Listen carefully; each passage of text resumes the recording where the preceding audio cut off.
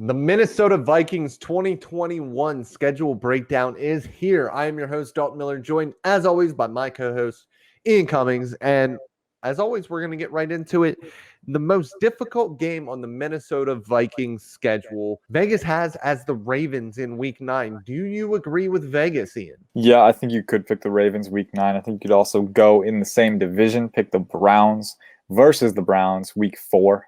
The home field advantage, the Vikings at least have that against the Browns. But these are two very tough teams for the Vikings to face. You look at the Ravens, honestly, the Vikings defense was not where we're accustomed to seeing it with Mike Zimmer last year. They still need to make some improvements. They did make some improvements in the offseason. They added Patrick Peterson. They got Bashaud Breeland, who I think is one of the more underrated corners in the league. Dalvin Tomlinson on the line, added a few edge guys in the draft. So there's a lot to look forward to for that defense. I'm just not sure if they're quite where they need to be to stop Lamar Jackson. And then on the Browns side, that Browns offensive line is elite, and the Vikings defensive line was a big problem last year. So can you match up with that? That'll be a big storyline, but those are two of the toughest teams coming from the same division, giving the Vikings a lot of trouble. I agree. And then you also have the Packers on the road, that intra-divisional contest, and that'll be in week 17 on Sunday Night Football. So that's going to be a big one. If there's one game that you're going to kind of circle to watch for the Minnesota Vikings, which is it? I don't know. I'm looking at the schedule here, and I think if the Vikings are gonna win, if they're gonna compete this year, I think it would have to be behind the heels of your offense, right? I mean, they added Christian Darrisaw on the offensive line, so they have Darrisaw and Brian O'Neill, a very formidable tackle duo on paper, at least.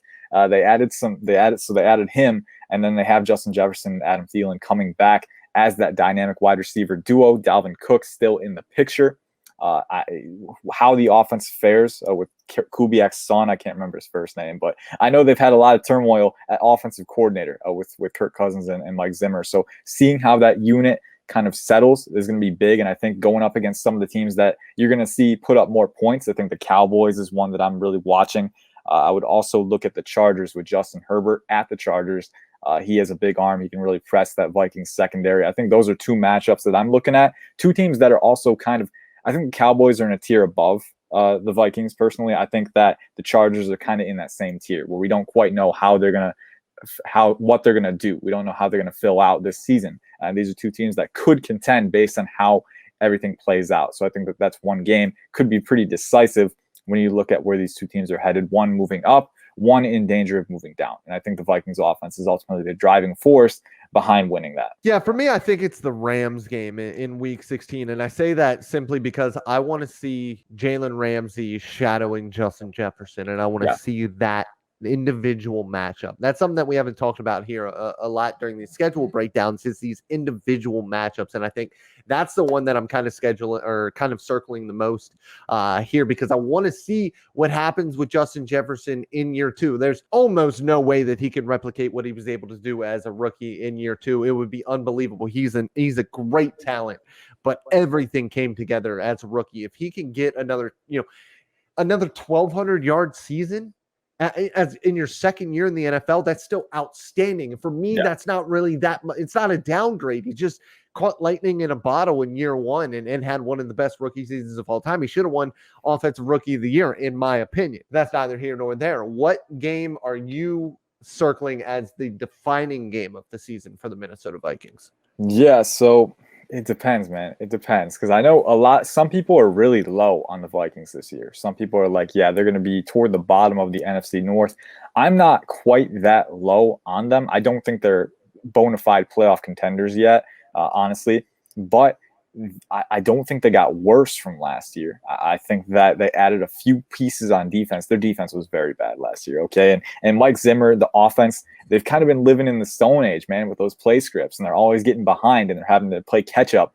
So I think that if you can get around that, if you can try and make some changes on the offensive side of the ball, you might have a chance to compete for a playoff spot. Of course, it all depends on how you facilitate that attack. So looking at that, I think looking at some of the most defining games, it depends on where the Vikings are, at which point in the season. Are they still in the conversation at this point? So the two games that I brought up earlier, the Cowboys and Chargers, I think are two that could qualify as defining games. I think you also look later on versus the Steelers, Thursday Night Football, Week 14. That's another one that I'm thinking, hey, the Steelers kind of trending down, but they still have Mike Tomlin. They still have Ben Roethlisberger. If they can, but that's a vulnerable team, right? We've talked about Roethlisberger in his current state. He's a guy that you're okay with facing. You're not really scared of him anymore. So if the Vikings lose that, I think that's when you say, all right, we can't even take advantage of that opponent. Maybe it's time to, start over, see what happens. I don't know. The Vikings are kind of in that fragile, precarious spot as a franchise where you were a playoff contender a few years ago. You haven't been the past few years. So what is it going to be? What's going to happen? What's going to give?